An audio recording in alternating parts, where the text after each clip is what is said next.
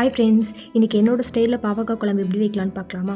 அதுக்கு பாவக்காவை இந்த மாதிரி கட் பண்ணி எடுத்து வச்சுருக்கேன். உள்ளே இருக்க சீடும் ரிமூவ் பண்ணி தனியாக எடுத்து வச்சுக்கிறேன். இப்போது ஒரு கடாயில் எண்ணெய் ஆட் பண்ணி அதில் பாவக்காவை லைட்டாக ஃப்ரை பண்ணி எடுத்துக்கலாம். அந்த எண்ணெயிலேயே கொஞ்சம் கடுகு, கொஞ்சம் வெந்தயம், கட் பண்ணி வச்சுருக்க சின்ன வெங்காயம் இதெல்லாம் ஆட் பண்ணிக்கலாம். கூடவே நான் கொஞ்சம் வெள்ளைப்பூண்டையும் கருவேப்பிலையும் ஆட் பண்ணி நல்லா ஃப்ரை பண்ணிக்கிறேன். ஒரு தக்காளியை இந்த மாதிரி பேஸ்ட் பண்ணி எடுத்துக்கலாம். அதையும் நம்ம ஆட் பண்ணிக்கலாம். கூடவே காஷ்மீரி மிளகாத்தூள், குழம்பு மிளகாத்தூள், உப்பு இதெல்லாம் ஆட் பண்ணி குழம்புக்கு தேவையான தண்ணி ஊற்றி நம்ம மூடி வச்சுக்கலாம். அதுக்கப்புறமா குழம்பு நல்லா கொதிச்சு வந்ததுக்கப்புறமா நம்ம பாவக்காவை ஆட் பண்ணி ஒரு 5 நிமிஷம் கழிச்சு ஓப்பன் பண்ணோம்னா நம்மளோட சுவையான பாவக்காய் குழம்பு ரெடி. அம்மா சொல்லக்கூடாதுங்க, சீரியஸ்லி இது அப்படி இருந்தது. ட்ரை பண்ணி பார்த்துட்டு சொல்லுங்கள்.